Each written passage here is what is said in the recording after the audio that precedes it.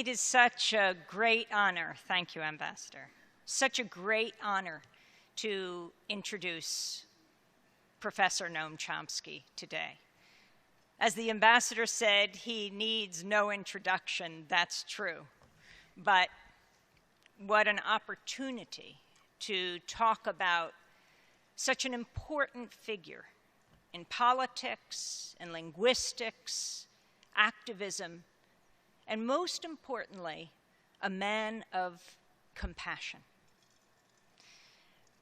Noam Chomsky has been the Institute Professor of Linguistics at the Massachusetts Institute of Technology for over half a century, beloved and revered by his students. But he has taught so many more all over the world through his more than 100 books, his tireless speaking all over the world, as he is honored and honors so many by going to find out what's happening on the ground with his own eyes. A few years ago, when he attempted with his daughter, Professor Avi Chomsky, to go into the Palestinian territories, unfortunately, he was turned back by the Israeli military. But that hasn't stopped him for so many decades for conveying to the world what is happening there. Noam Chomsky wrote in 1974 the book Peace in the Middle East with a question mark at the end. In 1983, the seminal work Fateful Triangle, the United States, Israel, and the Palestinians. It has informed so many people for so long. Professor Chomsky not only talks about the facts on the ground, but has to deconstruct, especially in the United States, how the media covers the Israel-Palestine conflict, and then describe a very different reality. Sadly, in the United States, I can say this as a journalist and a citizen here, while we don't have state media, that's a good thing, you have to ask, if we did have state media, how would it be any different? It is a testament to all that Noam has done that this event today had to be moved from ECOSOC because it simply wasn't large enough into the UN General Assembly. And as we walked over here, seeing the tapestry of Guernica, the painting by Pablo Picasso, drawn in a frenzy 21 days in exile as his beloved city was bombed. The power of that painting and that tapestry reproduction is that it shows the agony of war, etched into the faces of the humans and the animals. That is what Noam Chomsky has taught us, never turns his laser focus from. You know, in the 1970s, he was speaking out against the war in Vietnam. In 1967, he wrote an essay in the New York Review of Books titled "The Responsibility of Intellectuals" about the US involvement in Vietnam. And I think those words, responsibility and intellectual, describe clearly Noam Chomsky.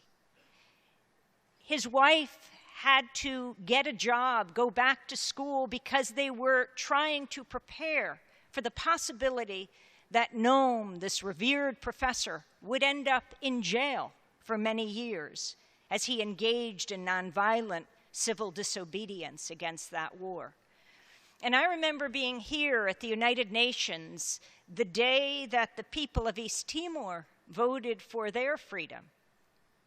It was Noam Chomsky who for decades never let anyone, anywhere he spoke or in almost any book he wrote about, forget the pain of the people of East Timor. He educated me, my colleague, journalist Alan Nairn, as we went to East Timor to cover what was taking place.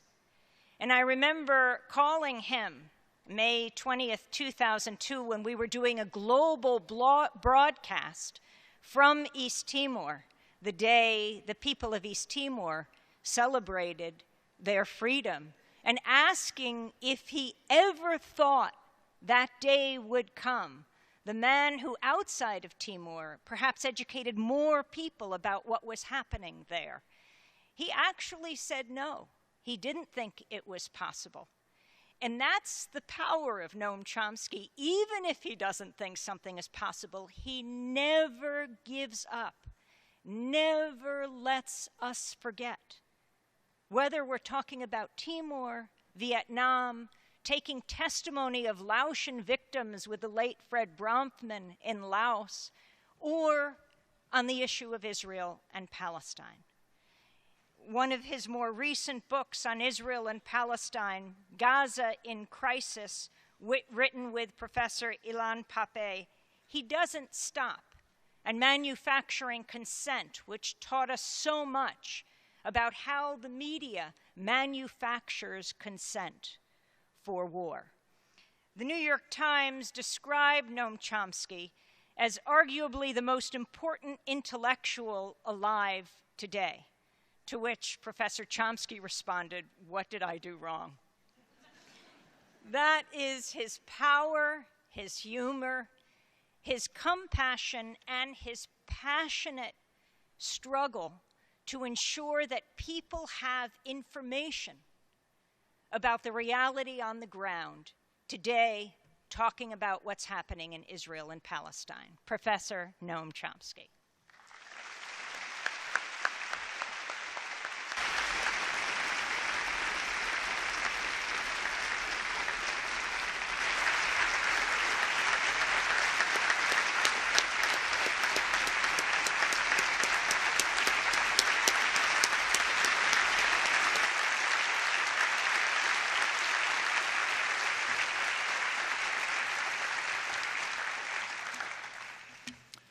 Thank you very much.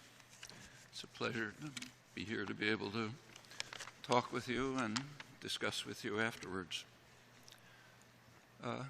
Many of the world's problems are so intractable that it's hard to think of ways even to take steps towards mitigating them. The Israel-Palestine conflict is not one of these. On the contrary, the general outlines of a diplomatic solution have been clear for at least 40 years. Not the end of the road, nothing ever is, but a significant step forward. And the obstacles to a resolution are also quite clear. The basic outlines were presented here in a resolution brought to the UN Security Council in January 1976. It called for a two-state settlement on the internationally recognized border, and now I'm quoting, with guarantees for the rights of both states to exist in peace and security within secure and recognized borders. The resolution was brought by the three major Arab states, Egypt, Jordan, Syria, sometimes called the confrontation states. Israel refused to attend the session. The resolution was vetoed by the United States. A U.S. veto typically is a double veto. The resolution is not implemented, and the event is vetoed from history. So you have to look hard to find the record, but it is there. That has set the pattern that has continued since. The most recent U.S. veto was in February 2011, that's President Obama, when his administration vetoed a resolution calling for implementation of official U.S. policy, opposition to expansion of settlements, and it's worth bearing in mind that expansion of settlements is not really the issue, it's the settlements, unquestionably illegal, along with the infrastructure projects supporting them. For a long time, there has been an overwhelming international consensus in support of a settlement along these general lines.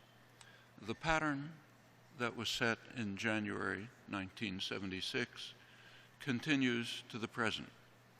Israel rejects a settlement of these terms and for many years has been devoting extensive resources to ensuring that it will not be implemented, with the unremitting and decisive support of the United States, military, economic, diplomatic, and indeed ideological, by establishing how the conflict is viewed and interpreted in the United States and within its broad sphere of influence.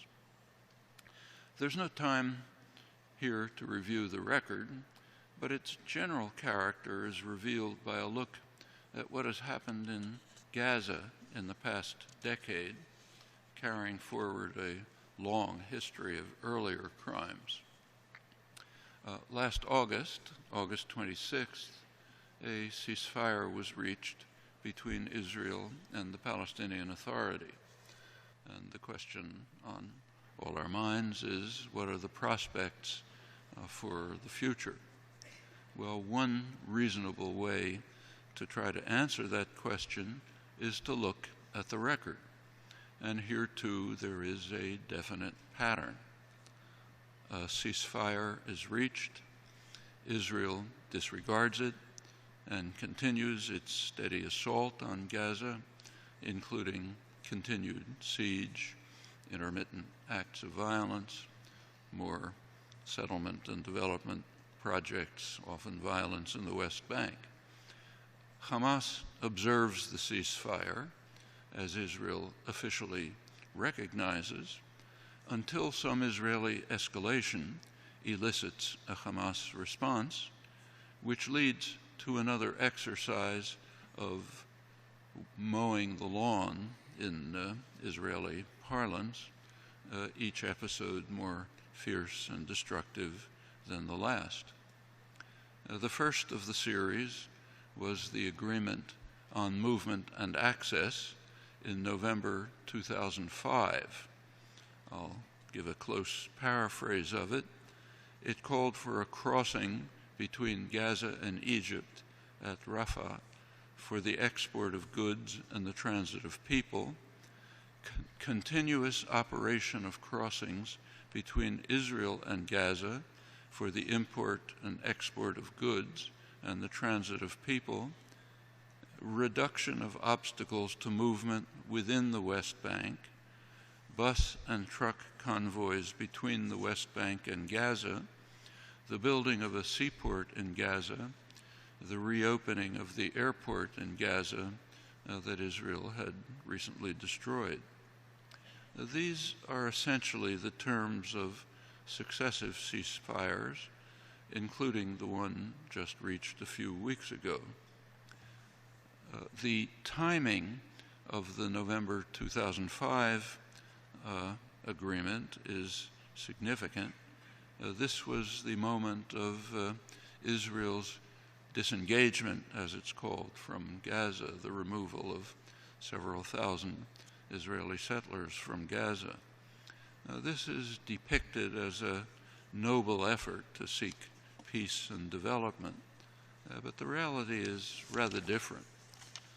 The reality was described very quickly by the Israeli official who was in charge of negotiating and implementing the ceasefire, Dov Weissglass, close confidant of then Prime Minister Ariel Sharon.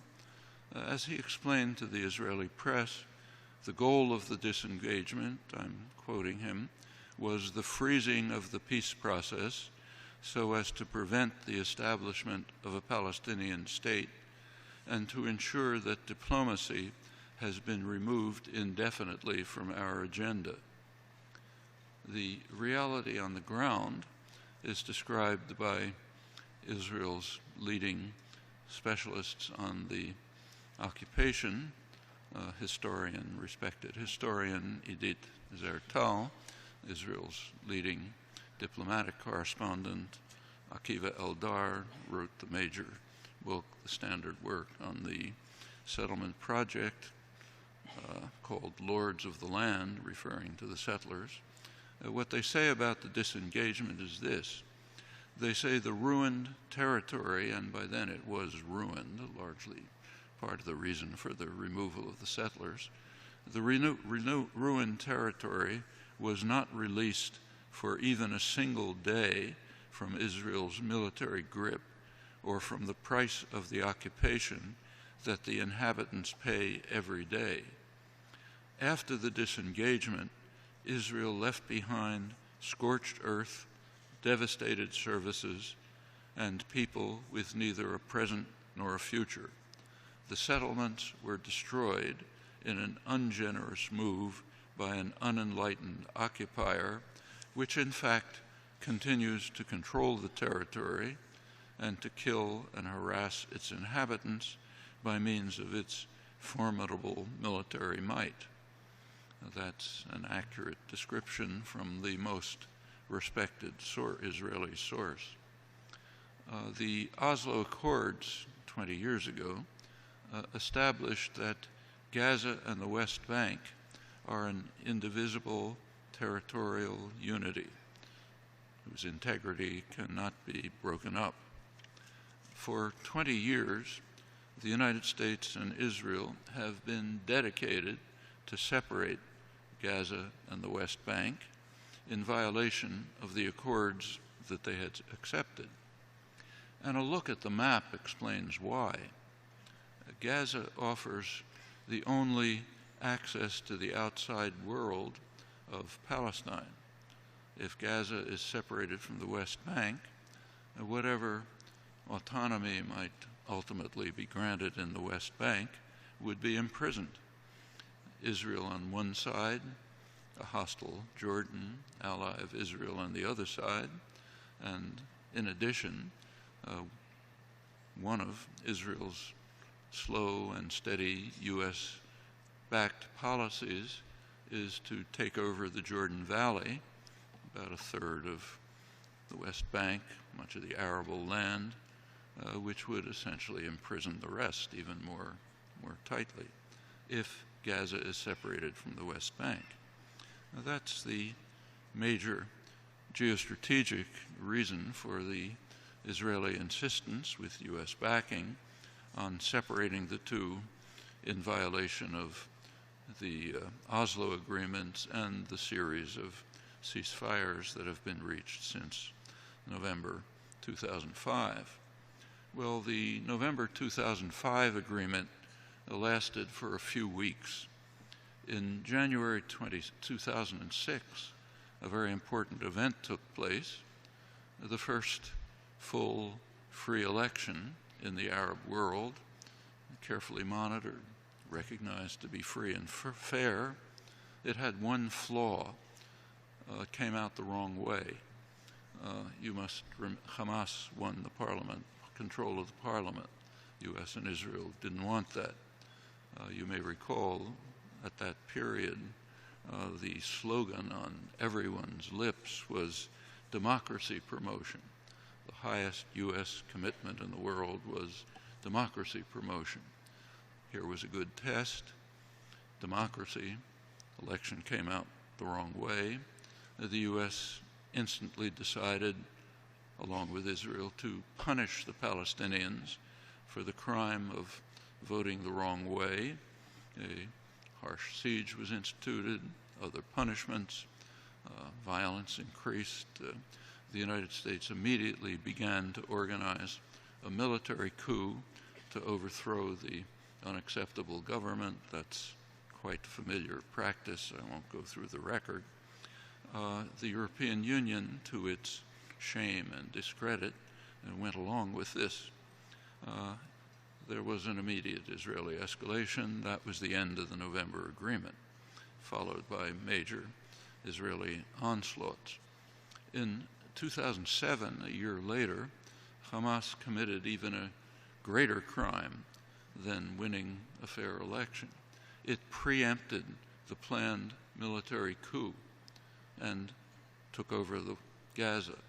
That's described in the West, in the United States, most of the West, as Hamas's taking over Gaza by force, which is not false, but something is omitted. The force was preempting a planned military coup to overthrow the elected government. That was a serious crime. It's bad enough to vote the wrong way in a free election. To preempt a U.S. planned military coup is far more serious. The attack on Gaza increased substantially at that point, major Israeli onslaughts. Finally, in January 2008, another ceasefire was reached. Terms were pretty much the same as those that I quoted. Israel publicly rejected the ceasefire, said that it would not abide by it. Hamas observed the ceasefire, as Israel officially recognizes, despite Israel's refusal to do so. That continued until November 4th, 2008. On November 4th, which was the day of the U.S. election, Israeli forces invaded Gaza, killed half a dozen Hamas militants. That led to Qassam rockets attacking Israel, huge Israeli response, lots of killings, all Palestinians as usual. By the end of December, a couple of weeks later, Hamas offered to renew the ceasefire. The Israeli cabinet considered it, rejected it. This was a dovish cabinet led by Ehud Olmert, rejected it and decided to launch the next major military operation. That was Cast-led, which was a horrible operation, so much so that it caused a very substantial international reaction, investigations by the United Nations Commission, Amnesty International, Human Rights Watch. In the middle of this assault, the assault incidentally was carefully timed to end immediately before President Obama's inauguration. He had already been elected, but he wasn't inaugurated yet. So when he was asked to comment on the ongoing atrocities, he responded by saying that he couldn't do so. The United States has only one president, and he wasn't president yet. He was talking about lots of other things, but not this. The attack was timed to end immediately before the inauguration, so he therefore could respond to the questions by saying, well, now's not the time to look at the past, let's look forward to the future. Diplomats know very well that that's a standard slogan for those who are engaged in serious crime. Let's forget about the past, let's look forward to a glorious future. Well, that was right in the middle of the assault. The Security Council did pass a resolution unanimously, U.S. abstaining, calling for an immediate ceasefire with the usual terms. That was January 8th, 2009. It was never observed, and it broke down completely with the next major episode of mowing the lawn in November 2012. You can get a good sense of what was going on by looking at the casualty figures for the year 2012. 79 people were killed, 78 of them Palestinians, the usual story. After the November assault, there was a ceasefire reached with the usual terms. I'll describe what happened next by quoting a leading specialist, Nathan Thrall. He's leading Middle East analyst for the International Crisis Group.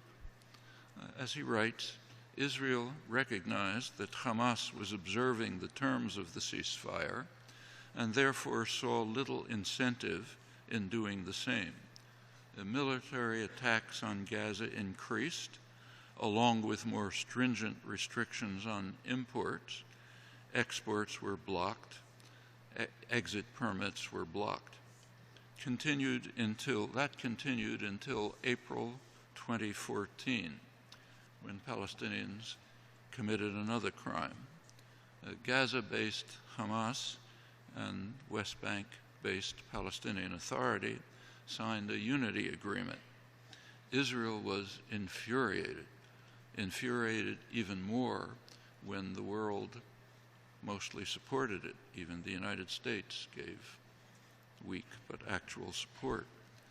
Several reasons for the Israeli reaction. One is that unity between Gaza and the West Bank, between the two movements, would threaten the long-standing policies of separating the two, for the reasons that I mentioned. Another reason was that a unity government undermines one of the pretexts for Israel's refusal to participate in negotiations seriously, namely, how can we negotiate with an entity that is internally divided? Well, if they're unified, that pretext disappears. Israel was infuriated. It launched major assaults on the Palestinians in the West Bank, primarily targeting Hamas, hundreds of people arrested, mostly Hamas members, also Gaza, also killings. There was a pretext, of course, there always is. The pretext was that three teenagers, Israeli teenagers in the settlements, had been brutally murdered, captured and murdered.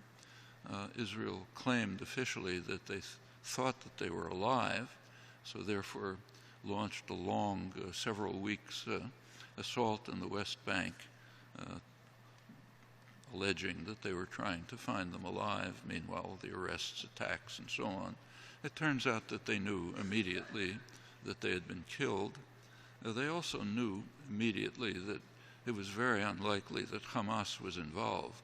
The government said they had certain knowledge that Hamas had done it, but their own leading specialists, like Shlomo Drori, had pointed out right away that the assault, which was a brutal crime, was very likely committed by members of a breakaway clan, Qasmi clan, in Hebron, which was not given a green light by Hamas and had been a thorn in their sides. And that apparently is true if you look at the later arrests and punishments. Anyway, that was a pretext for this assault, killings in Gaza too. That finally elicited a Hamas response. Then came Operation Protective Edge, the one which was just completed, more brutal and destructive, even the ones that preceded it. The pattern is very clear, and so far at least it appears to be continuing. The latest ceasefire was reached on August 26th. It was followed at once by Israel's greatest land grab in 30 years, almost 1,000 acres in the Gush Etzion area near what's called Jerusalem, Greater Jerusalem, about 5 times the size of anything that Jerusalem ever was, taken over by Israel, annexed in violation of Security Council orders. The U.S. State Department informed the Israeli embassy that I'm quoting it now, Israeli activity in Gush Etzion undermines American efforts to protect Israel at the United Nations, and urged that Israel shouldn't provide ammunition for those at the United Nations who would interpret Israel's position as hardening. Actually, that warning was given 47 years ago, in September 1967, at the time of Israel's first colonization, illegal colonization of Gush Etzion. Israeli historian Gershom Gorenberg recently reminded us of this. Little has changed since, in the last 47 years, apart from the scale of the crimes, which continue without a break with constant U.S. support. Well, as for the prospects, there is a conventional picture. It's repeated constantly on all sides: Israel, Palestine, independent commentators, diplomats. The picture that's presented is that there are two alternatives: either the two-state settlement, which represents an overwhelming international consensus, virtually everyone, and if that fails, there'll have to be one state. Israel will take over the West Bank. The Palestinians will hand over the keys, as it's sometimes said. Palestinians often have favored that. They say then they'll be able to carry out a civil rights struggle, maybe modeled on the anti-apartheid struggle in South Africa, fight for civil rights within the whole one state controlled by Israel. Israelis criticize that on the grounds of what is called the demographic problem, the fact that there will be too many non-Jews in a Jewish state, in fact, pretty soon a majority.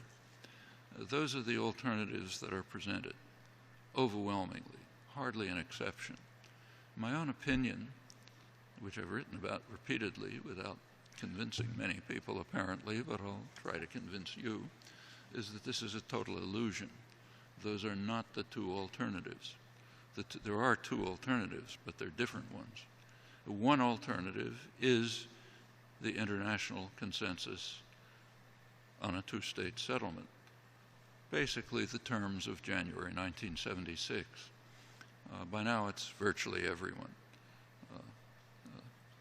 The Arab League, the Organization of Islamic States, includes Iran, Europe, Latin America, formal at least about everyone. That's one option.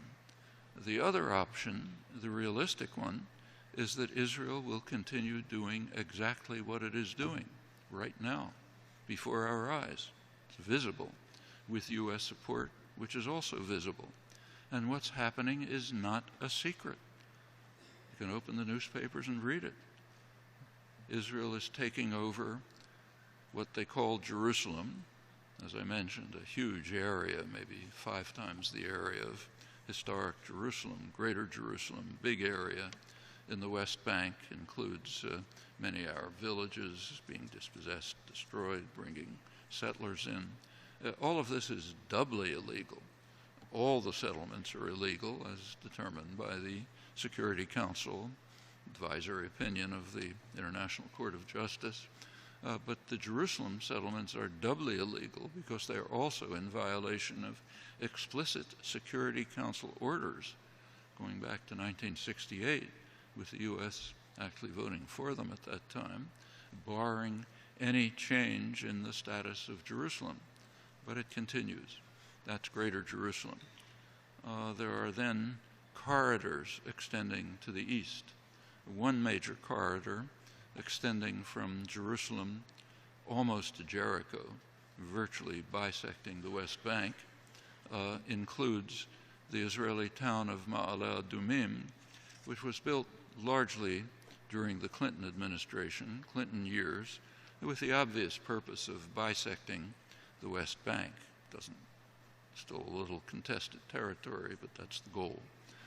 There's another corridor further to the north, including the town of Ariel, partially bisecting what remains, another one further to the north, including the town of Kadumim. If you look at the map, these essentially break up the West Bank into pretty much cantons.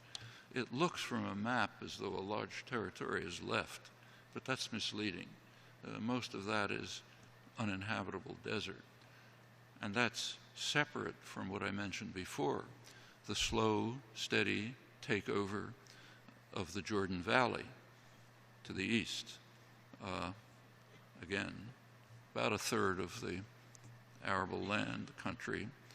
Israel has no official policy of taking it over, but they're pursuing the policy in the way that has been carried out now for 100 years, literally. Small steps, so nobody notices, or at least people pretend not to notice. Establish a military zone. The Palestinians who live there have to be displaced because it's a military zone, no settlement allowed. And pretty soon there's a military settlement, Nahal settlement, or another. Then sooner or later it becomes an actual settlement. Meanwhile, dig wells, dispossess the population, set up green zones, a large variety of techniques which have by now reduced the Arab population from about 300,000 in 1967 to roughly 60,000 today. As I mentioned, that essentially imprisons what's left. I don't think Israel has any intention of taking over the Palestinian population concentrations, which are left out of these plans. There are analogies often made to South Africa, but they're quite misleading. South Africa relied on its black population. That was 85% of the population. It was its workforce, and they had to sustain them, just like slave owners have to maintain their capital. They tried to sustain the population. They even tried to gain international support for the Bantustans. Israel has no such attitude toward the Palestinians. They don't want to have anything to do with them. If they leave, that's fine. If they die, that's fine. In standard neo-colonial pattern, Israel is permitting the establishment of a center for Palestinian elites in Ramallah, where you have nice restaurants and theaters and so on. Every third world country under the colonial system had something like that. That's the picture that's emerging. It's taking shape before our eyes. It has so far worked very well. If it continues, Israel will not face a demographic problem. When these regions are integrated slowly into Israel, actually the proportion of Jews in greater Israel will increase. There are very few Palestinians there. Those who are there are being dispossessed, kicked out. That's what's taking shape before our eyes. I think that's the realistic alternative to a two-state settlement, and there's every reason to expect it to continue as long as the United States supports it. Thank you.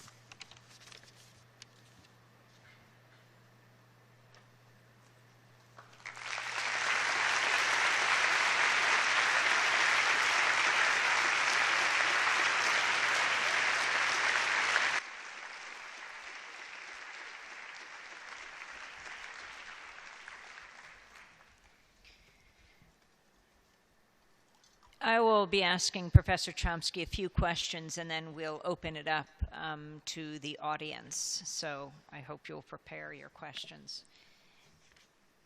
Professor Chomsky, we're here at the United Nations General Assembly. What do you think is the single most important action the UN can take to solve the crisis in the occupied territories between the Palestinians and the Israelis? Well, we have to bear in mind what all of you know. In the real world, the United Nations can act insofar as the great powers permit it to act. And in this case, that means primarily the United States, its close ally Britain, France. Those are the main actors. And they set pretty strict limits. But within those limits, there are things that the United Nations could do. Recognizing the state of Palestine is a step forward. Already about, I think, over 130 members of the United Nations have taken that step individually. Just recently, there was the first break in Europe. Sweden announced that they would take that step.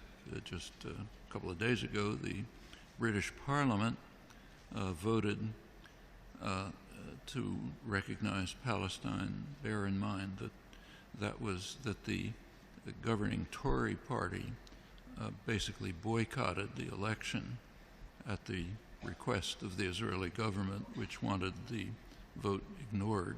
So it's not a policy change, but it's a significant symbolic move. France has indicated that they might move in that direction. I think these would be important steps. Further steps that could be taken, I think, are to go beyond what has already partially been done. So the European Union, in an important move, did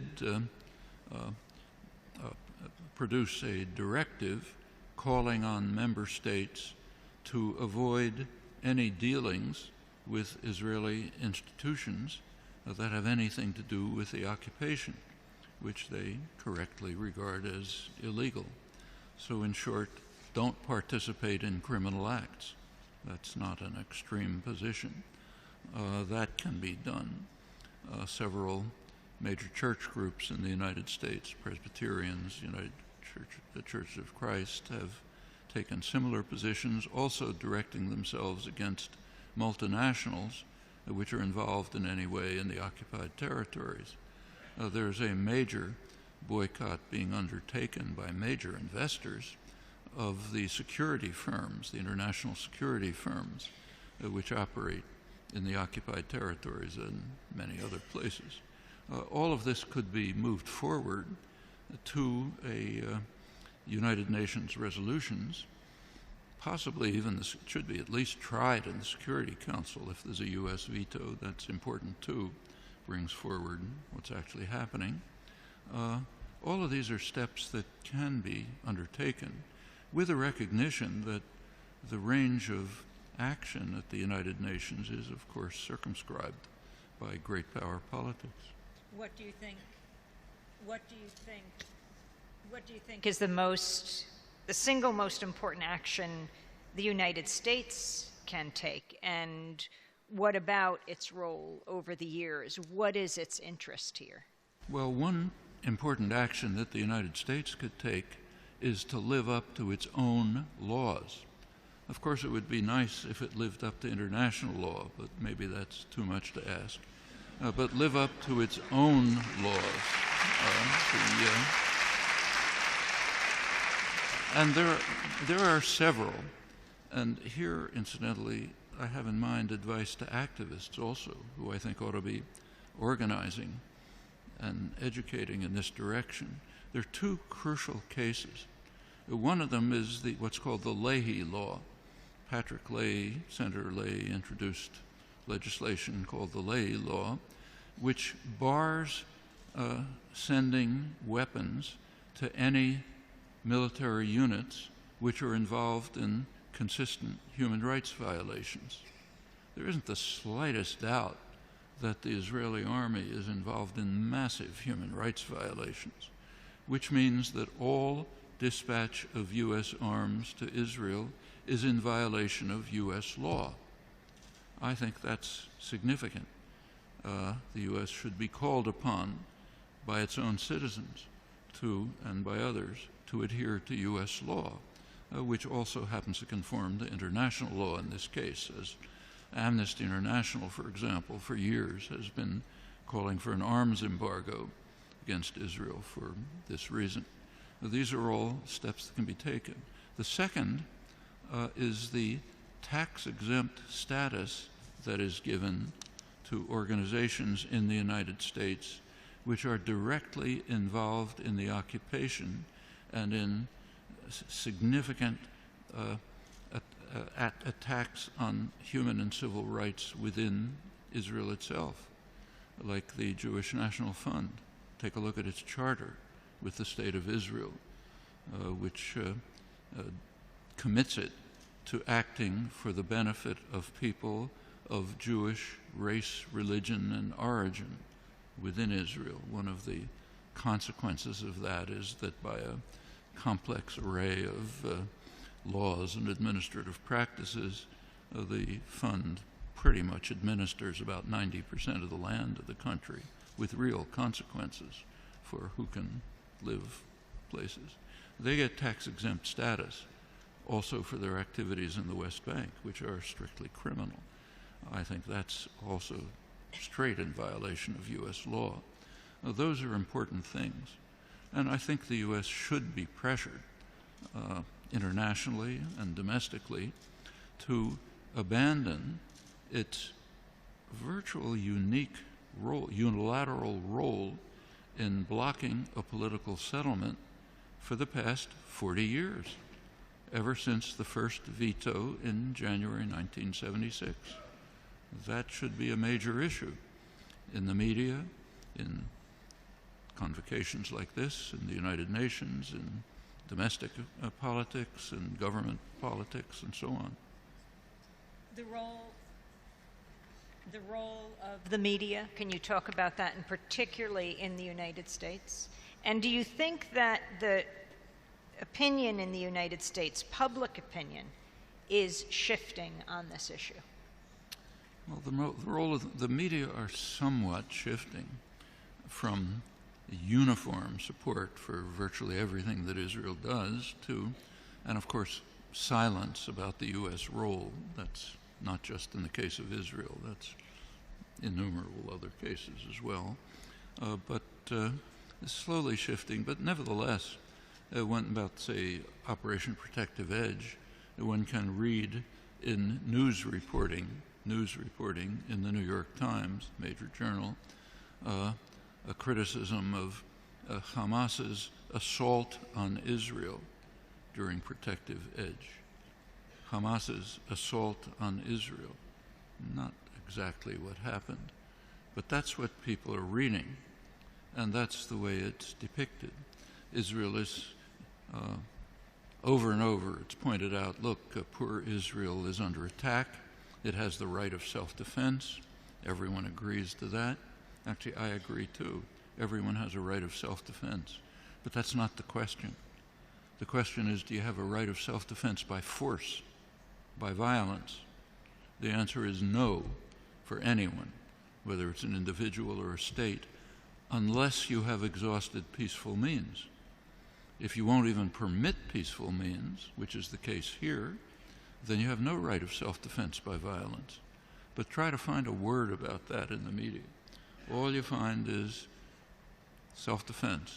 When President Obama rarely says anything about what's happening, it's usually, if my daughters were being attacked by rockets, I would do anything to stop it. He's referring not to the Palestinian, hundreds of Palestinian children who are being killed and slaughtered, but to the children in the Israeli town of Sderot, which is under attack by Qassam missiles. And remember that Israel knows exactly how to stop those missiles, namely live up to a ceasefire for the first time. And then they would stop, as in the past, even when Israel didn't live up to a ceasefire. That framework, and of course the rest of the framework is the United States is an honest broker trying hard to bring the two recalcitrant sides together, doing its best in this noble endeavor, has nothing to do with the case. The U.S. is, as some of the U.S. negotiators have occasionally acknowledged, Israel's lawyer. If there were serious negotiations going on, they would be led by some neutral party, maybe Brazil, which has some international respect, and they would bring together the two sides. On the one side, Israel and the United States. On the other side, the Palestinians.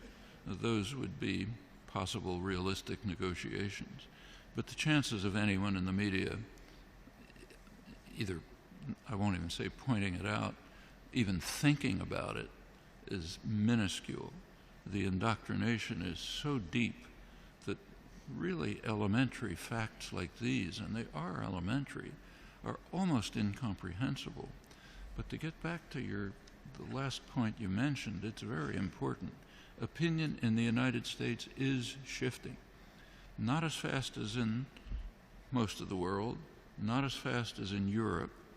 It's not reaching the point where you could get a vote in Congress, anything like the British Parliament a couple days ago. But it is changing, mostly among younger people, and changing substantially. I'll just illustrate with personal experience. Amy has the same experience. Until pretty recently, when I gave talks on these topics, as I've been doing for 40 years, I literally had to have police protection, even at my own university, MIT. Police would insist on walking me back to my car because of threats they'd picked up. Meetings were broken up, and so on. That's all gone. Just a couple of days ago, I had a talk on these topics at MIT. Meeting wasn't broken up, no police protection, maybe 500 or 600 students were there, all enthusiastic, engaged, committed, concerned, wanting to do something about it. That's happening all over the country. All over the country. Palestinian solidarity is one of the biggest issues on campus. Enormous change in the last few years.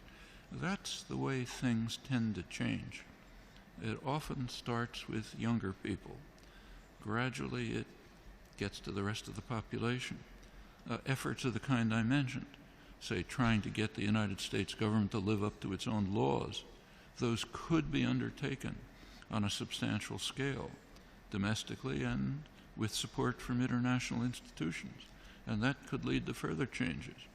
I think that for example, the two things that I mentioned would have a considerable appeal to much of the American public.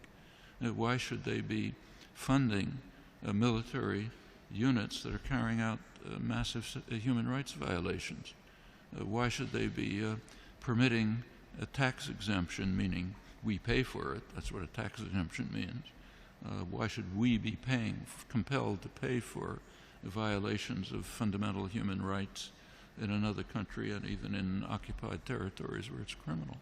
I think that can appeal to the American population and can lead to the kinds of changes we've seen in other cases. Noam, if you were writing a reader's guide to accompany the New York Times in its coverage of Israel and Palestine, what advice would you give? I would tell them to watch Democracy Now!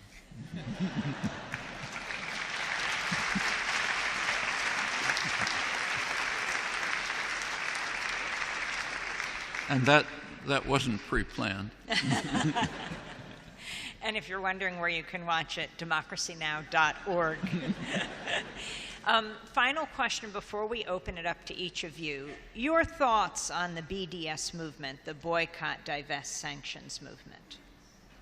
Well, the BDS is a set of tactics, right? These are tactics that you employ when you think they're going to be effective and in ways that you think will be effective. Tactics are not principles. They're not actions that you undertake no matter what because you think they're right. Tactics are undertaken if you're serious because you think they're going to help the victims. That's how you adjust your tactics. Not because I think they're right in principle, but because I think they will be beneficial. That ought to be second nature to activists. Also, second nature should be a crucial distinction between proposing and advocating. I can propose now that we should all live in peace and love each other. I just proposed it.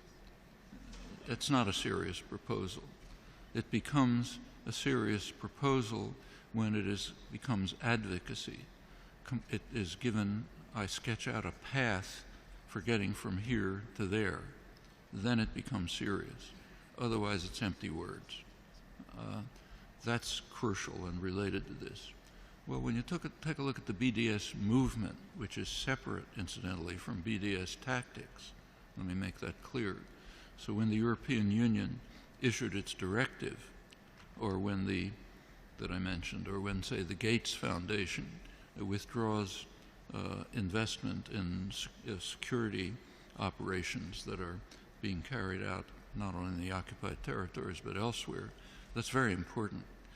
But that's not the BDS movement. That's BDS tactics, actually, BD tactics, boycott, divestment tactics. That's important.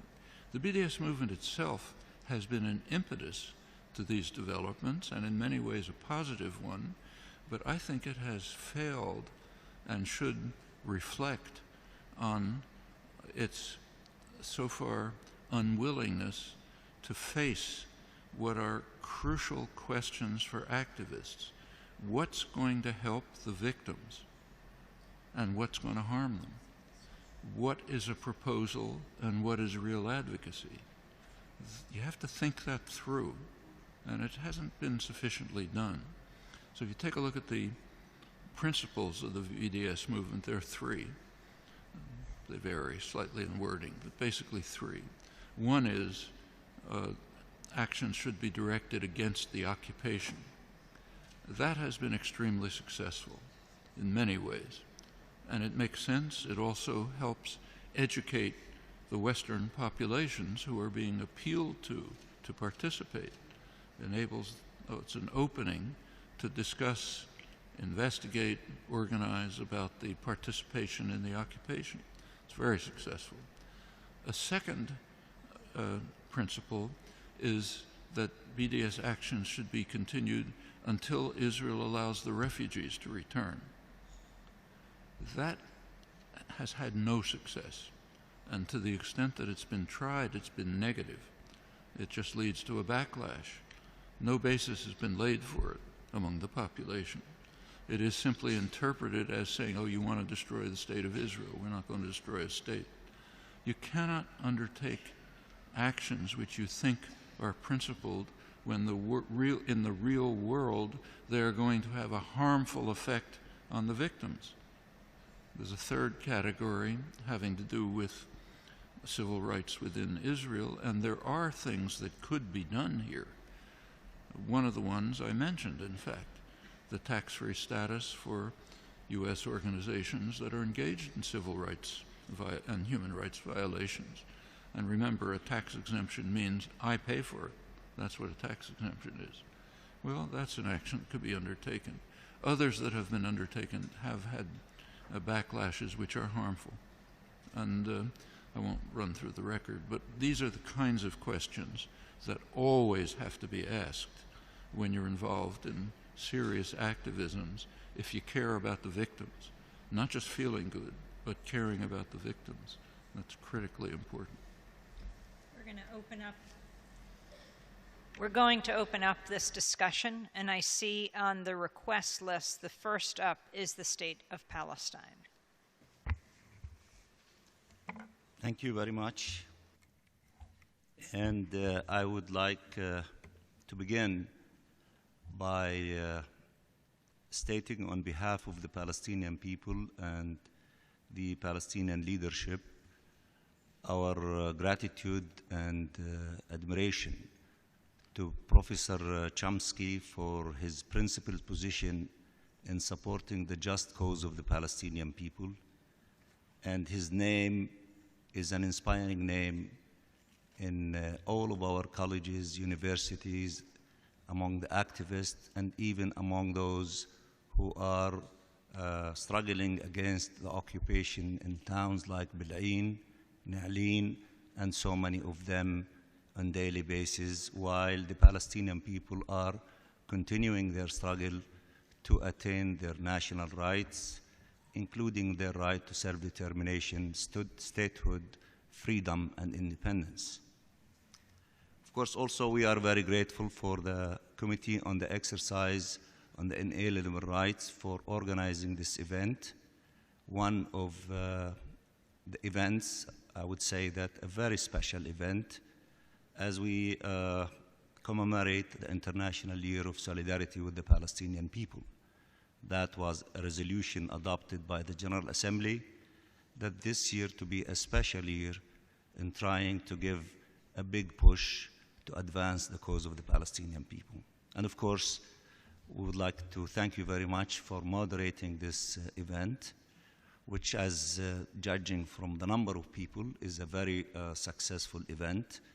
And I believe the Palestinian people who just came out of a very bloody aggression that started in the West Bank through East Jerusalem and went for 50 days on the Gaza Strip, do really appreciate the fact that there is this big support, as we see it here, and I'm a diplomat. I know that we have an immense support among the community of nations. One can see it through the voting on resolutions, not only on the historic one on November 29, 2012, in which in this chamber the great majority of nations recognized the state of Palestine and changed the status to an observer state. So we are grateful for all these things, and we are very grateful for that comprehensive presentation by Professor Chomsky. I just want to concentrate in two areas. I listened very closely to everything that you have said, and I agree with what you've said in connection with the policy of the United States of America vis-à-vis the Palestinian people and their cause. And I totally agree with you with regard to the policies and practices of the occupying authority and the Israeli government vis-à-vis the Palestinian people, particularly in the occupied territory. But what I just want to add, which I am sure you know it, but I need just to make sure that it comes out loud and clear, that in this equation, it is not only the Israelis who are dictating policies and dictating the future of the Palestinian people, nor the Americans as well. It is the Palestinian people who are a very important element of this configuration. It appears that our situation is extremely difficult, because it is, but our determination is so strong that in all of the battles that we were forced to go through, including the ones in the West Bank, East Jerusalem, and in the Gaza Strip, not a single person from the Palestinians raised the white flag. So we, the Palestinian people, are determined to continue the struggle in spite of the fact that it is so difficult, in order to attain our freedom and to learn from everyone, including from the remarkable experience in South Africa. Although I agree with you, we have so many differences in terms of the two experiences, although we have many in common. But yet, our people are dead determined that we do not want to stay in Bantustans, in apartheid style, in occupation, under occupation. We are determined to accomplish the objective of ending the occupation and the independence of our state and our freedom. We are doing our share as a key player in this configuration, and we are very grateful for the international support, whether we see it here at the United Nations through the position of member states, or whether we see it through activities of civil societies, the BDS, and all those who have, contributed to resolving causes such as in Vietnam and in other places. We are, grateful that they are, on our side, and they're doing what they are doing, and they're trying to improve their work so that they can help us to accomplish this objective.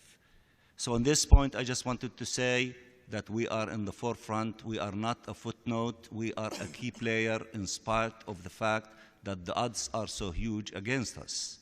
The odds were so huge against the people in South Africa, but the people of South Africa came out victorious. The odds were so huge against the people in Vietnam, but the Vietnamese people came victorious, and we are no exception to the rule, and we are determined to join those who have succeeded in putting an end to their miseries and acquiring their independence and freedom.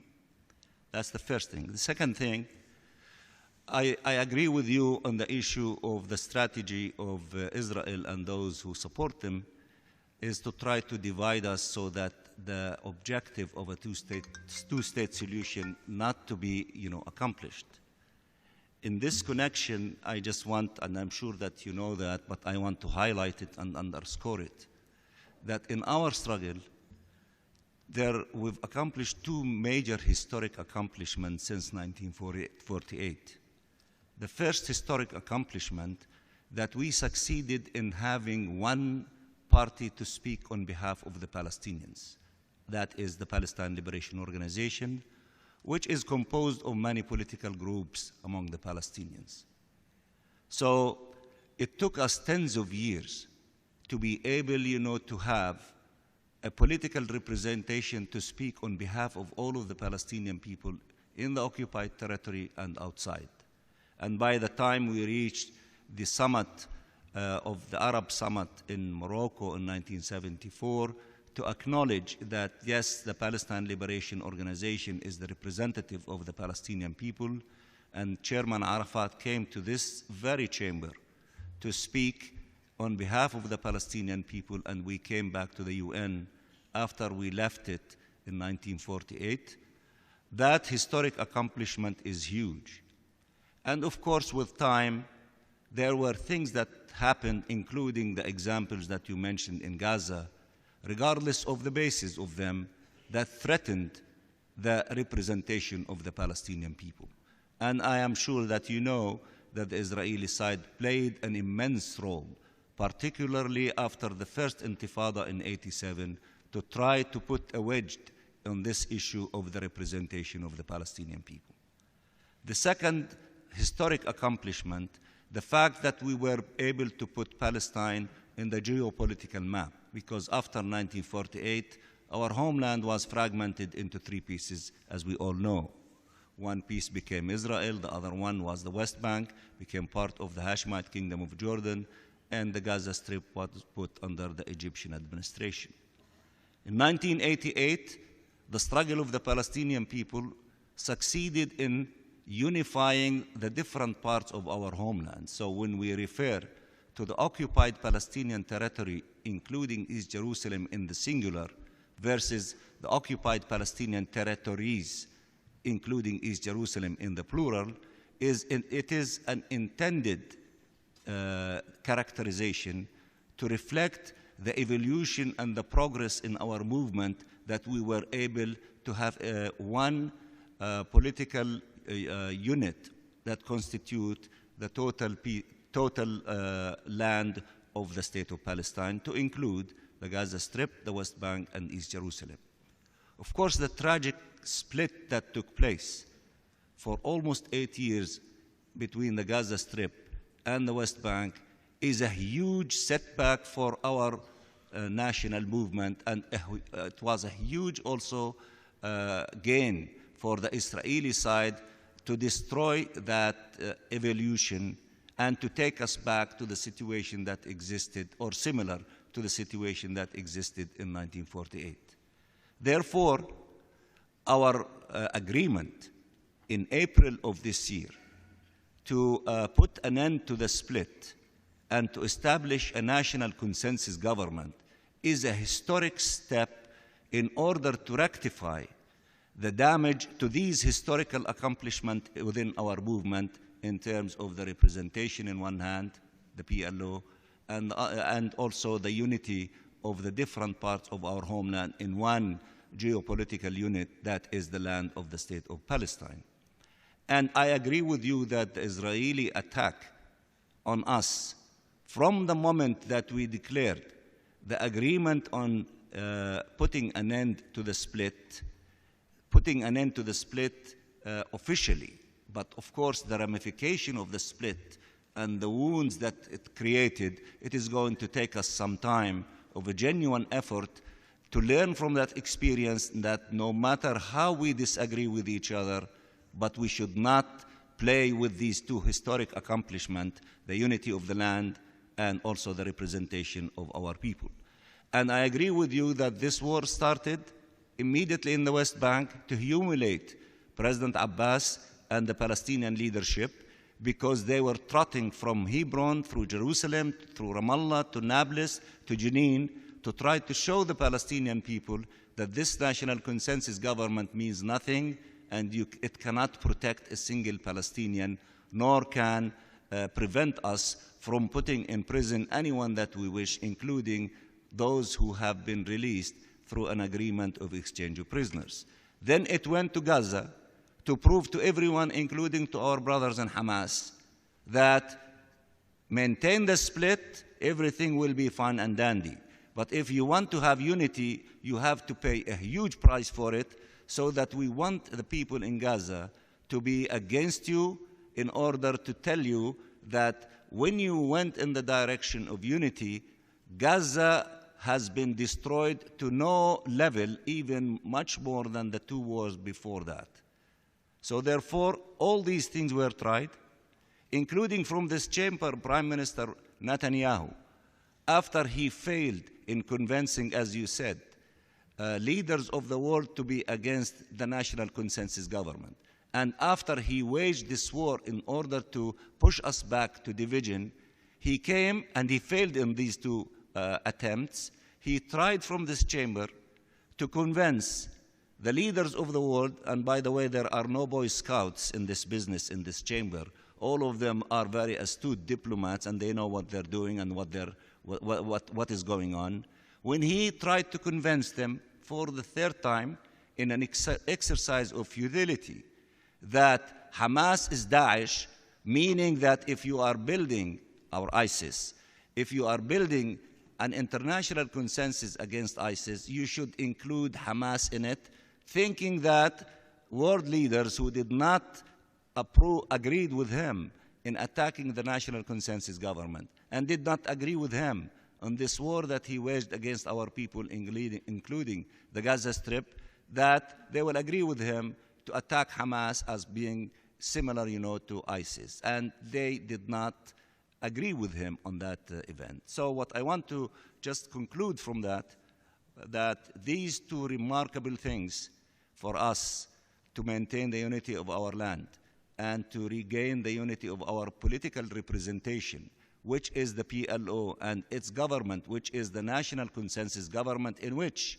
all political groups, including our brothers from Hamas, agreed to its formation, and we have to succeed in the challenges before us in undertaking the monumental task of rebuilding Gaza, so that we can continue on the path of the struggle to put an end to this occupation, to attain our independence, and to attain our freedom and dignity.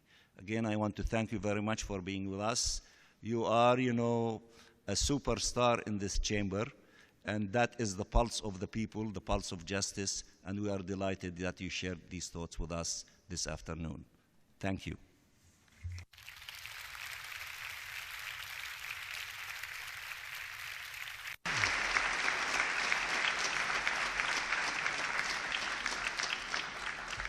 I would just like to briefly endorse those extremely important points and to register my own feeling of deep emotion and that I always feel when you see the inspiring efforts of people struggling for their rights under shocking conditions and finally even winning them. And I think that will be true for the Palestinians too.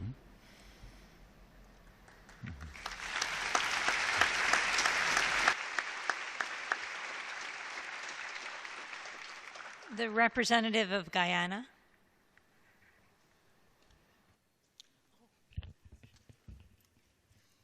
I think it's me, but I'm not the representative. I'm so sorry. I'm just sitting in there. Rula Jibril.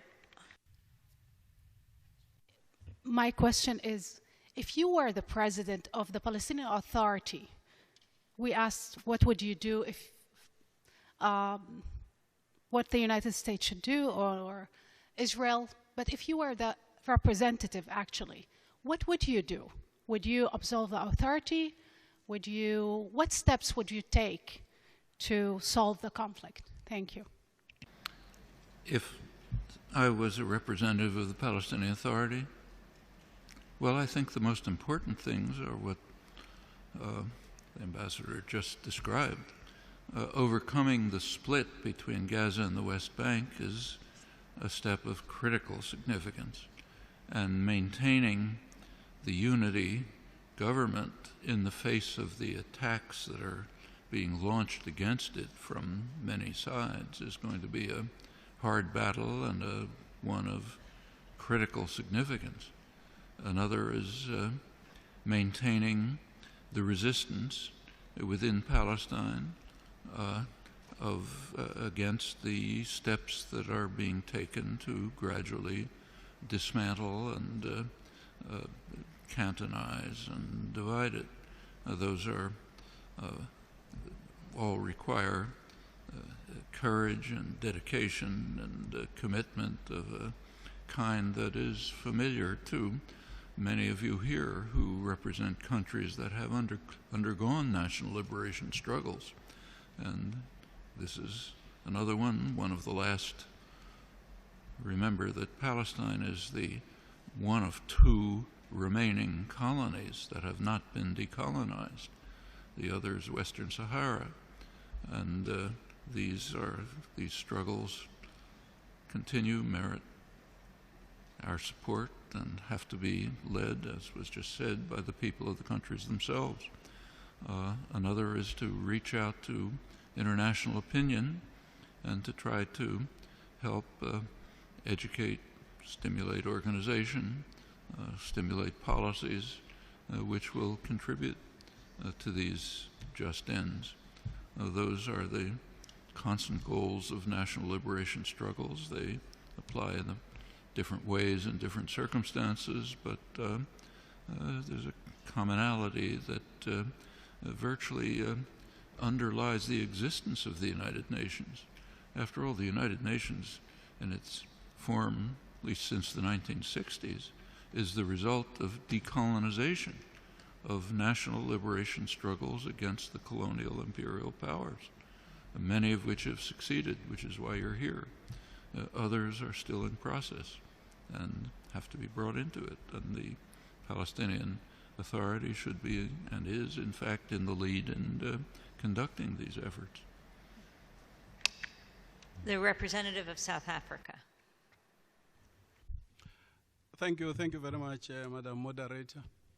And we want to express our sincere gratitude to Professor Chomsky for his understanding of the situation in the Middle East in particular, but his understanding of the struggle for liberation all over the world in general.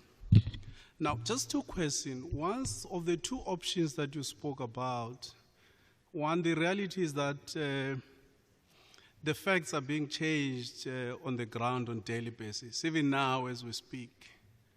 And in no time, I guess, even in our lifetime, though the term lifetime is relative, we may see a situation where it may become very difficult to talk about a two-state solution.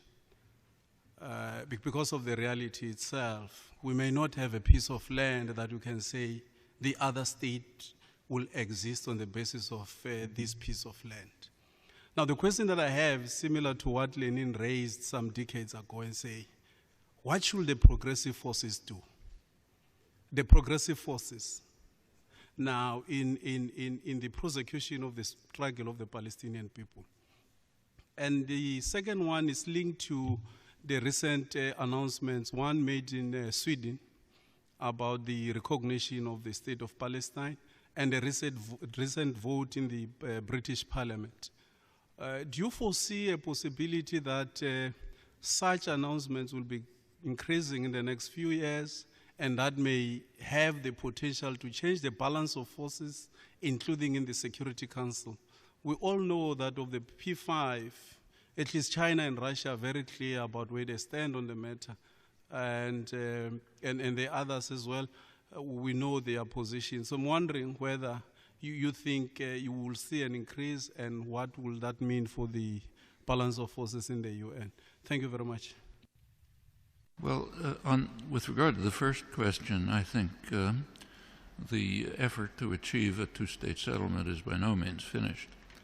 The United States is in a position, if there is sufficient pressure from inside and outside, to essentially terminate the Israeli occupation. The United States there are many examples like this. Take, say, no two cases are identical, of course, but take, say, South Africa. Took a long time before first international opinion, and finally the United States was willing to accept the end of apartheid. After all, it was 1988 when President Reagan's administration declared the African National Congress to be one of the one of the more notorious terrorist groups in the world. That was 1988, just a couple of years before the end of apartheid. By then, President Reagan actually had to try to overcome congressional vetoes to continue his support for South Africa. Finally, it happened. In the case of East Timor, which Amy brought up earlier, the Indonesian generals insisted that they would never leave. This was their territory. One government in the world, the government of Australia, under Foreign Minister Gareth Evans, recognized East Timor as a province of Indonesia. It looked as if, you looked at the balance of forces, it looked as if this was over. Enough pressure was put on President Clinton, internationally and domestically, so that he simply informed the Indonesian military that the game was over. They pulled out. East Timor, in a difficult and harsh struggle, finally ended up with independence. And there are other cases. I don't think this struggle is by any means over, not at all. If it is, I think, but if a time comes when it is over, I don't think we're anywhere near that. The United States and Israel ought to be so isolated internationally that they will suffer from having carried out this crime. But I don't think we're at that stage. The progressive forces in the world can do many things to carry forward the struggle for a two-state settlement and achieve that. And incidentally, in my view, that is not a good settlement. It may be the best short-term one, but by no means the end of the road. My expectation would be, my hope, that if the cycle of violence can be reduced, what we will see is what in fact has happened in earlier periods when there has been a reduction in hostilities and violence. Namely, natural connections begin to develop across the boundary. It's a very artificial boundary. Anyone who knows anything about the former Palestine knows that you just can't draw a sensible line through it. So I assume that, as in the past, there'll be beginnings of cultural, commercial, other relations leading to the kind of integration that would be healthy for both sides, in my opinion, but will have to come from their own internal dynamics and can. And that's not the end of the road either. There is no reason for us to accept, to worship the imperial imposed boundaries. As in most of the world, the boundaries there are imposed by the imperial powers, Britain and France primarily in this case. The boundary between Israel and Lebanon, for example, is totally artificial. Actually, 60 years ago when I was hiking in northern Israel, I walked across it by accident, and somebody had to call me and tell me to come back. I'm in another country. It just means nothing. It just breaks a natural region in part. I think those borders can erode. It's actually beginning to happen in many parts of the world. It's in that context, I think, that there might be a meaningful solution eventually to the very pressing and significant refugee problem. There's a long way to go, and I think there are many steps that can be taken. I don't think we're anywhere near saying, look, it's over, we have to give up. What was the second question? I forgot already. There was a second. The second part of that question? The second part of that question was in relation to the recent announcement, one by the new government of Sweden on the recognition of the state of Palestine, and the recent vote in Britain on the recognition as well, and the impact it's likely going to have, and the possibility of the balance of forces being tilted in favor of the Palestinian struggle. I think these are very important steps. The Swedish move breaks the unanimity of the West in refusing to join the world on this issue. Remember, most of the world has already gone this way. My recollection is over 130 countries have recognized the state of Palestine. The Swedish move kind of breaks a logjam for the West. The British parliamentary vote is not a government decision. As I think I said, the Conservative Party essentially followed Israel's request that it ignore the vote. So it's a minority vote, but significant. It reflects the shift of attitudes and understanding, and every one of those shifts stimulates further moves. And here's a message to activists: can be used to stimulate further moves. I think this can spread, and if it spreads sufficiently, it will contribute to rehabilitating, reconstructing the possibility of a viable two-state settlement, in my view, as a step towards other things that will be much preferable. Mr. Lofty, mic number 2271. Hi, Dr. Chomsky and Amy. Thank you very much for this excellent proceedings here today. United States has always been a problem, I think, in this issue. And I believe if we can solve it from here, the people in the region may solve it among themselves. I think we are the main issue. As you said, the job is with the activists. And I was wondering, what's your thoughts about what is our hang-up with unconditional support of Israel over the years? Psychologically, socially, in what reason is it that over the years, and I've been educated through your books, through Democracy Now!, the fact that we are always on the wrong side of the history on this issue. What is it that makes us be like that? Have you thought about that? And this could be a subject of your next book. Why do we unconditionally support it? I couldn't hear it, could you? Make that last point in a sentence. Why do we unconditionally support Israel in most of the cases? We have never been, we always veto everything, and we always end up being on the wrong side of the history. What is it psychologically or socially that we unconditionally support Israel? Meaning the United States. Yes, United States. Yeah. Why does the United States support Israel? Well, there's a history, and a very interesting one.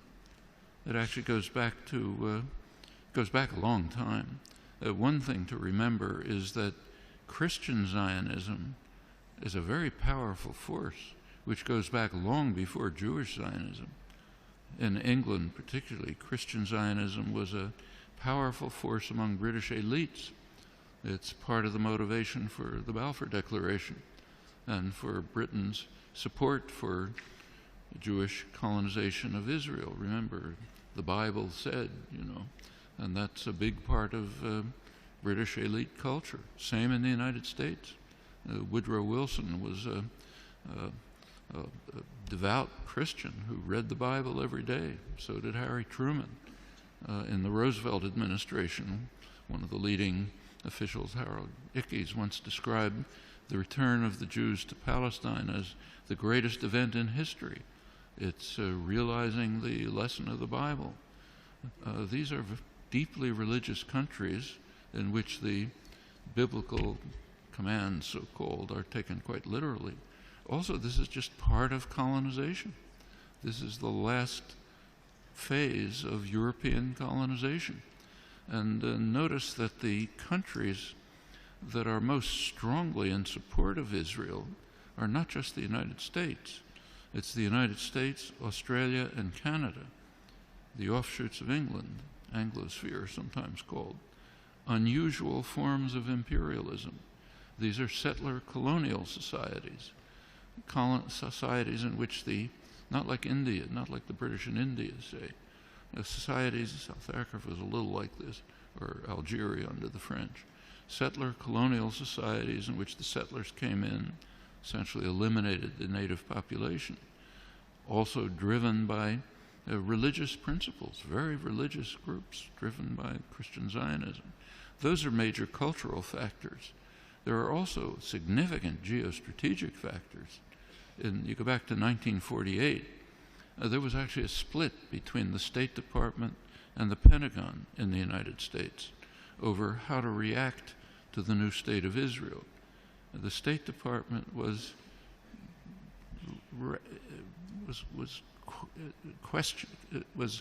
not committed strongly to Israeli conquests, the establishment of the state, and was concerned about the refugees. It wanted an implementation of the refugee problem. The Pentagon, on the other hand, was very impressed with Israel's military potential. The Israeli military successes, if you look back at the internal record and declassified, the Joint Chiefs of Staff described Israel as the second largest military force in the region after Turkey and a potential base for U.S. power in the region. That continued. Can't run through the whole record, but in 1958, when there was a serious crisis in the region, Israel was the only state that strongly cooperated with Britain and the United States, and it won plenty of support from the governments and the military for that reason. 1967 is when the current relations with Israel were pretty much established. Israel performed a major service to the United States by destroying a secular Arab nationalism, a major enemy of the United States, and supporting radical Islam, which the U.S. supported. And it continues right until the present.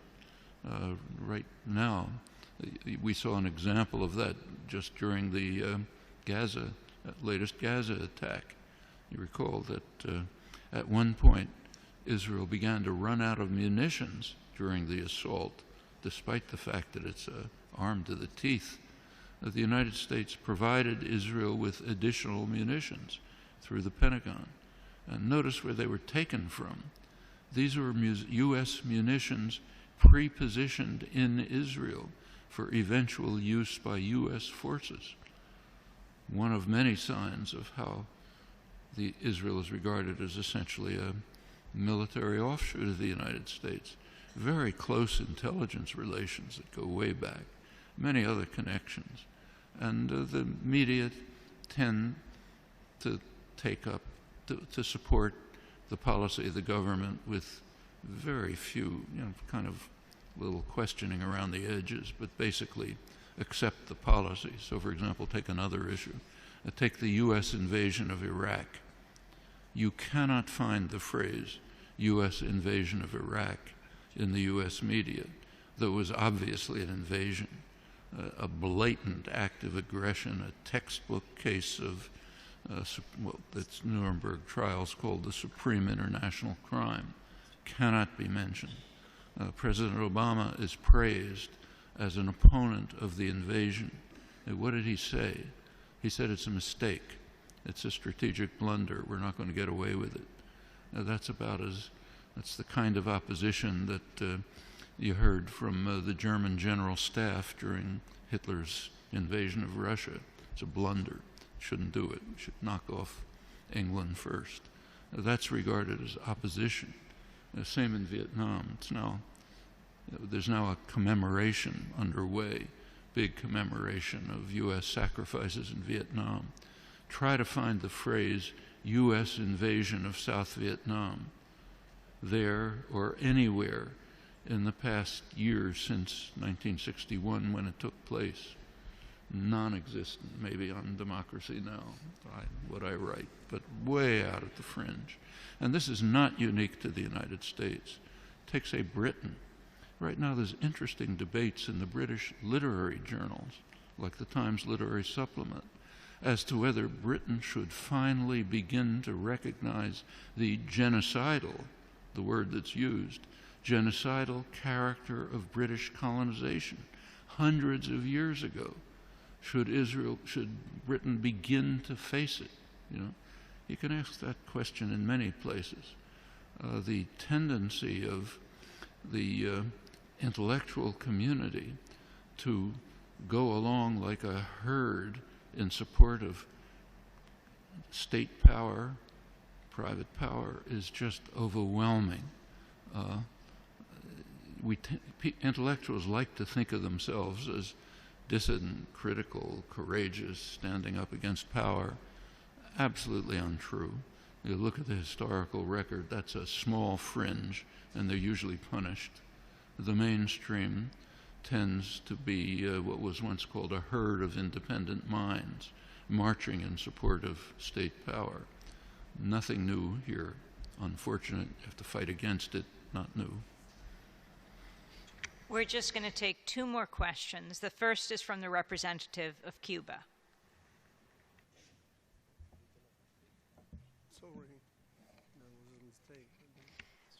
Next up is mic number 2192, Mr. Callett.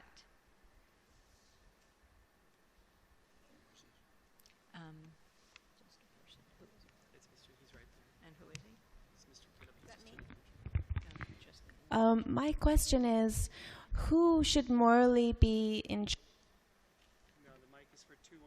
My name is Caleb Maupin. I'm a correspondent with Press TV News. And in the last couple days, there have been reports in the U.S. media quoting figures from the Mujahideen Khalq, which is a terrorist organization, alleging that Iran is developing nuclear weapons. And it has been leaked that the Israeli government has cooperated with Mujahideen Khalq to assassinate Iranian nuclear scientists. And my question is that a violation of international law? And why is it that Israel is cooperating with what was at one point universally recognized as a violent terrorist organization? Violation of international, we can debate this or that fact that's not yet accepted and agreed, but there are gross violations of international law which are proclaimed openly and publicly and presented with self-praise. So, for example, suppose that when President Obama, or any Western, any American diplomat or journalist, says that with regard to Iran, all options are open, as is said constantly. What does that mean? All options are open means force is open, means nuclear attack is open. Those of you who may recall an obscure document called the UN Charter might remember Article 2, which bans the threat or use of force in international affairs. The threat or use of force. They're all violating international law openly and proudly. And the same is true when they support criminal organizations. The U.S. and Israel don't deny, they kind of nod their heads about, say, the assassination of Iranian scientists or the cyber attacks on Iran, which are openly acknowledged and praised. All violations of international law. What about Iranian nuclear weapons? Well, you know, there are ways to approach the question of nuclear weapons. In fact, some of you may recall, who have a long memory, back as far as 2010, when an agreement was reached between Turkey, Brazil, and Iran to settle the issue of Iranian nuclear developments. The agreement was that Iran would transfer to Turkey its low enriched uranium, so there'd be no issue of developing nuclear weapons, and in return, the Western powers would provide Iran with the isotopes it needs for its medical research. As soon as that agreement was reached, it was bitterly denounced by the U.S. government, by President Obama, by Congress, by the media. How dare they do this? The government of Brazil was kind of irritated, and its foreign minister released a letter from President Obama to President Lula of Brazil proposing exactly this. Presumably he proposed it because he thought that Iran would never agree. Well, Iran did agree, so then came the attack, then come all kind of pretexts. That's 2010. Let's go on to 2012, okay? A little more recent, maybe easier to remember. In December 2012, there was supposed to be a conference in Helsinki, organized under UN auspices, the Non-Proliferation Treaty, organized conference in Helsinki to take steps towards establishing a nuclear weapons-free zone in the Middle East. Actually, a zone free of weapons of mass destruction, but crucially, nuclear weapons. That was December 2012, international conference. Everyone waited to see. Israel said they would not attend. Next question, what will Iran say? Iran said they would attend with no conditions. A couple of days later, the United States canceled the conference. Pretexts, this is that reason, but it didn't take place. Virtually no mention of this in the U.S. media. Do a study. Tells you something about the media. Hardly a mention. Well, that's another opportunity. Lots of ways of dealing with the nuclear weapons problem, and of course recall that there is one state in the region which is armed to the teeth with nuclear weapons, hundreds of nuclear weapons, the state of Israel, with U.S. support. So there are things that can be done about the nuclear weapons issue if anyone's serious about it. But as far as your point about violating international law is concerned, all the time, openly and proudly. We'll end with Ms. Nushen Daria Framke of the Israel-Palestine Mission Network of the Presbyterian Church, USA. Thank you. Number 2324. Thank you. I want to thank you for mentioning the Presbyterian Church's vote this summer for the B and the D tactic, as you put it. We voted to divest from the 3 American companies who profit from the occupation. So thanks for mentioning that. And but my question actually is unrelated. How would you respond to the charge that anti-Zionism is the new anti-Semitism?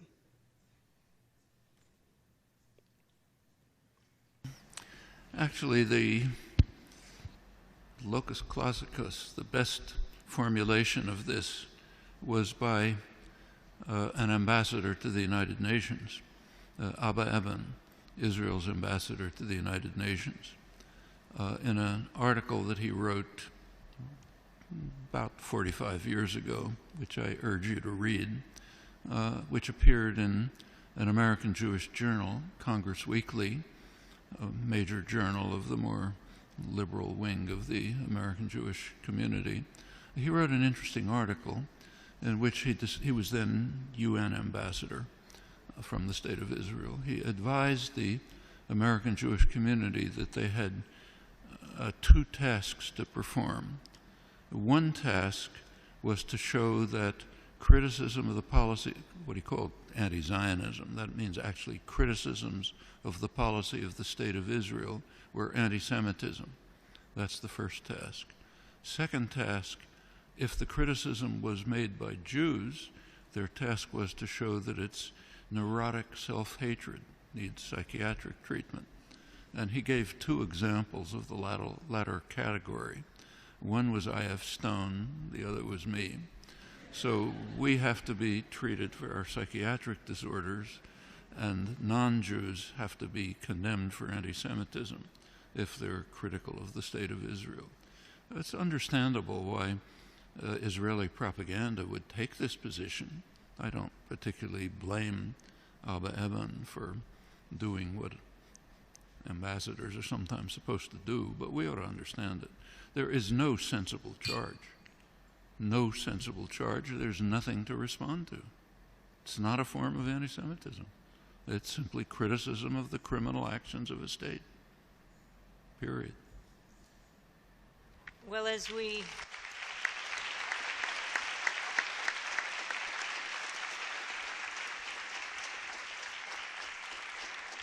when you have the great muckraking journalist I.F. Stone and the leading political dissident in the United States today, Noam Chomsky, criticizing you, you know you have to reconsider your position. It has been wonderful hearing from Professor Noam Chomsky today as you gathered a crowd of hundreds of people to hear you. Thank you so much for being with us. And tune in to democracynow.org, where you can see this whole session as well as other interviews with Professor Chomsky. Thanks so much.